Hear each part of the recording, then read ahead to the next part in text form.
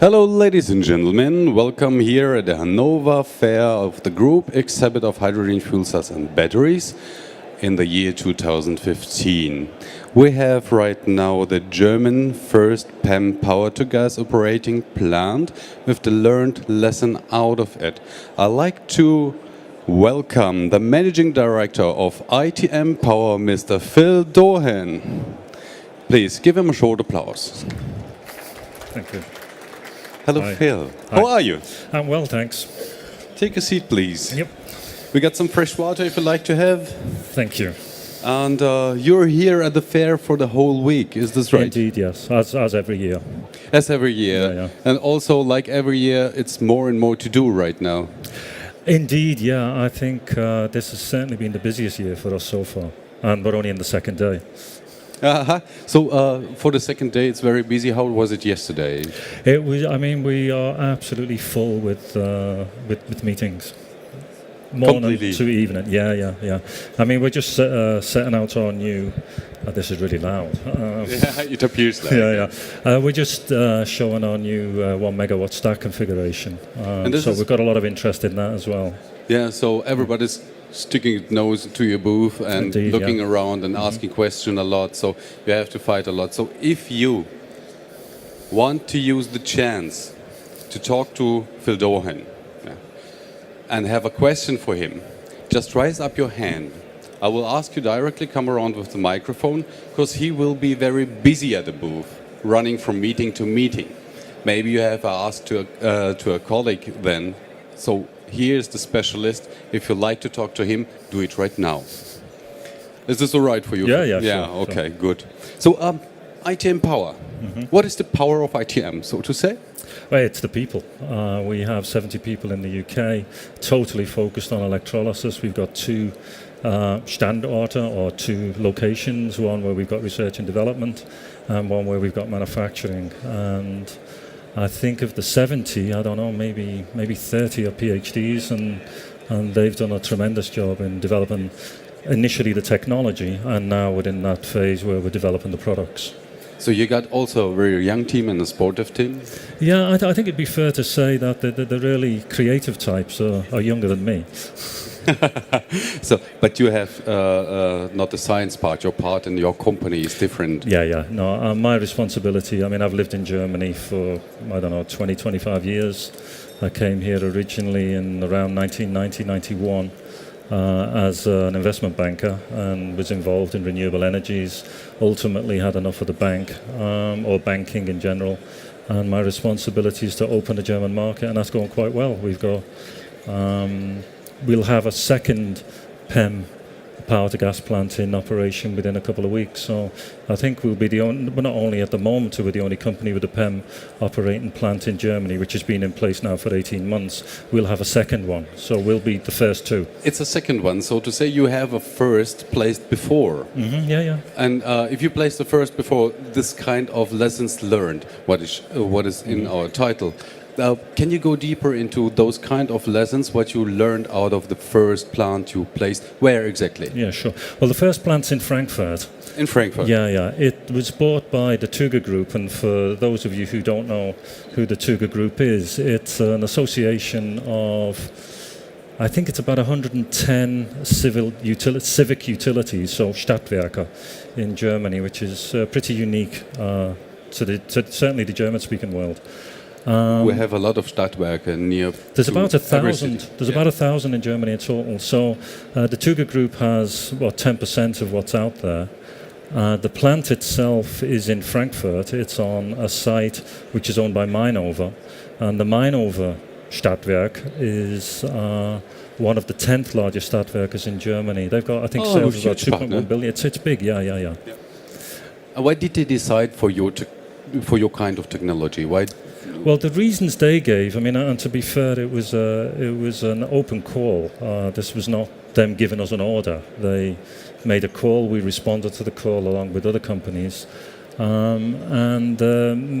Criteria, some of the criteria at least, was they wanted PEM, I think, from the start, simply because, in their opinion, not in our opinion, what they've said in their own press statements, is they think it's a cleaner technology. It's more compact, so the power density is much higher, because part of the location where we have sited the plant is very space constrained. So they had to go for PEM simply because of the space constraint. Do they search for kind of experience they need? So is it more on testing, or is it directly included in the complete system? So my question is in this direction: what kind of experience they want to have from your kind of system? Well, I think their view from the outset was the Energiewende, or the so-called energy transition going on in Germany. We're going to end up at 80% renewables. The vast majority of that power is going to be fluctuating power. And their up and down. Up and down, exactly. And their interest is in not just the price of hydrogen. Their interest in is power to gas. I think 97% of all energy in Germany, of renewable energy, is decentralized. And the gas network in Germany is right throughout Germany. So their idea is that they will be generating the power locally, and they'll inject the power locally. So effectively their slogan is sort of along the lines of that the gas network represents a battery, and that there's enough storage in Germany. I think in the distribution network alone in Germany, there's something like 200 terawatt hours of capacity. Oh. So there's enough capacity there to absorb, be it hydrogen or be it synthetic methane. In this first step, we're doing hydrogen, because the idea is they know it's a new technology. Effectively, we're talking about a breakthrough technology, or a disruptive technology, and a baanbrechende technology. And they know that they have to learn.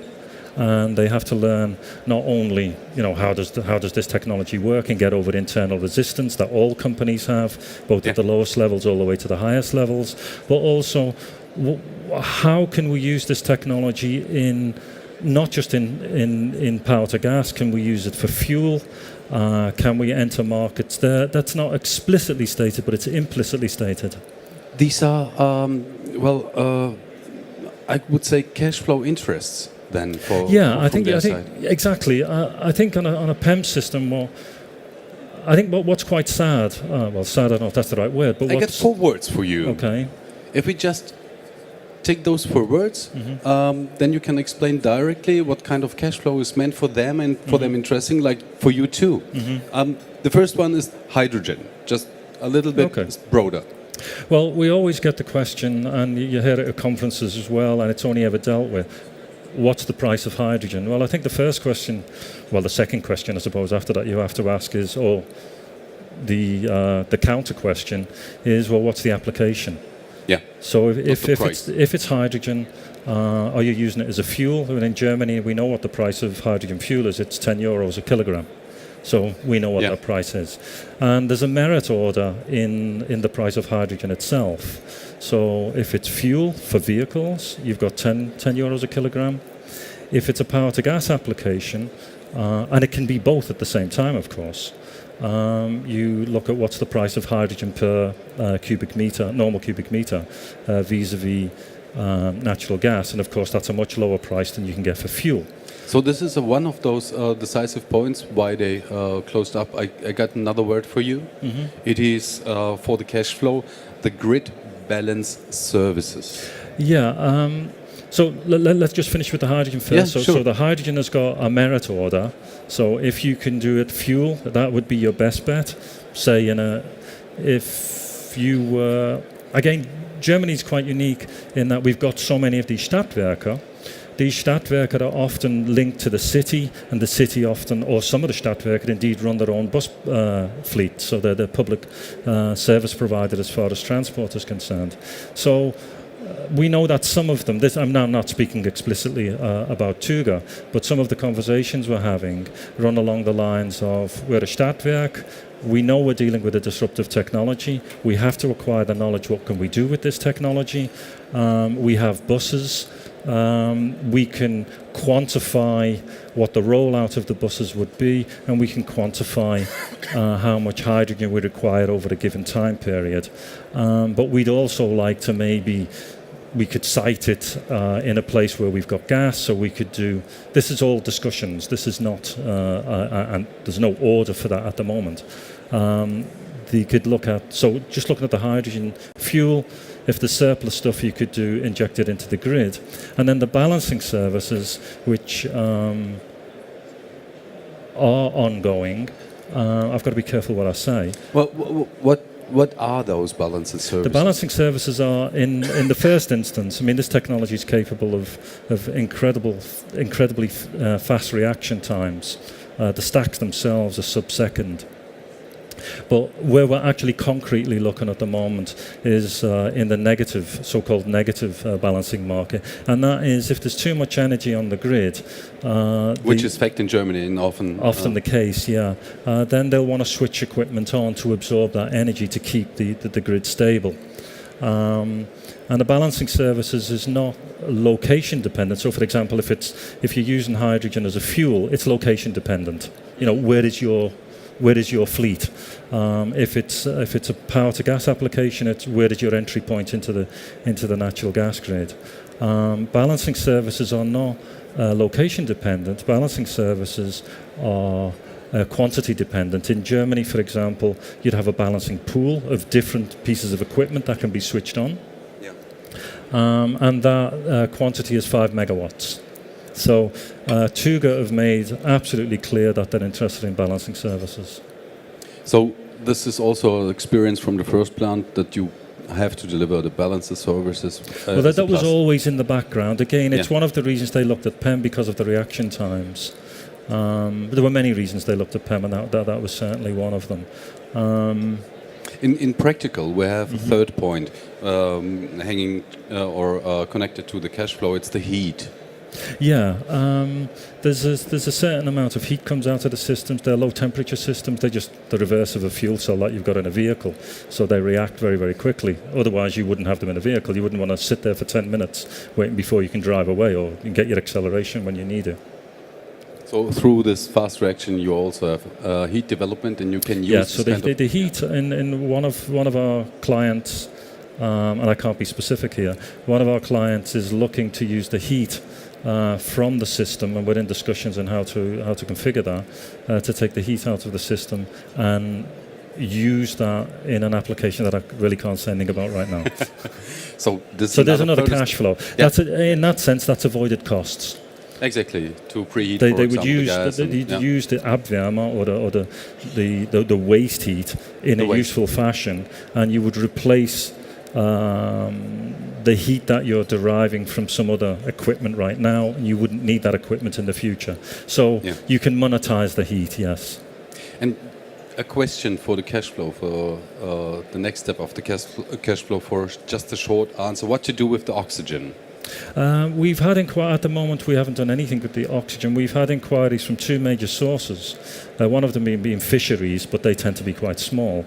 And another is sewage plants, where they're interested in using the oxygen. Oh, fine idea. Mm-hmm. Yeah, they want to put the oxygen into the digester systems. Usually you have to buy oxygen for a higher price, for example. So you need to produce it anywhere by yourself, and this is a fine solution. So for me, completely, if you look at regions and the decisive politicians directly in those cities, all those organizations delivering energy are very close connected to politicians. Yeah, in Germany certainly. Yes. Yeah, they are. Yeah. And so the simple and last question: do you have a wish for the politicians? Could you? Yeah, I mean, I think we should be talking about what these systems are actually capable of. I don't know how many of you have read The Hitchhiker's Guide to the Galaxy, but the answer to life, the universe, and everything is 42. The problem is, what's the real question? Yeah. And we're always trying to reduce highly complex systems to 42 or 3 or, pick your own number. I think what we need to get across is it's not just about what's the price of hydrogen. We're dealing with a highly disruptive technology. The technology will change the way that we produce energy and the way we consume energy. Being disruptive, it will also bring in new types of services and products that we can't yet forecast. Others that are being forecast may not come to fruition. And these systems the entire cash flow possibility must be taken into account and not reduced to what's the price of hydrogen without even thinking in the first place what's the application for the hydrogen. What's the application instead of the price? Yeah. Thank you very much, Mr. Doran. Thanks. Give a short applause, please, for Mr. Doran. Thank you. ITM, it's directly here. ITM Power, if you like to visit him or his colleagues, do it. Thanks. As next, we expect here on stage the One Power Core Many Opportunities Sunfire Partner Model for the Energy Industry.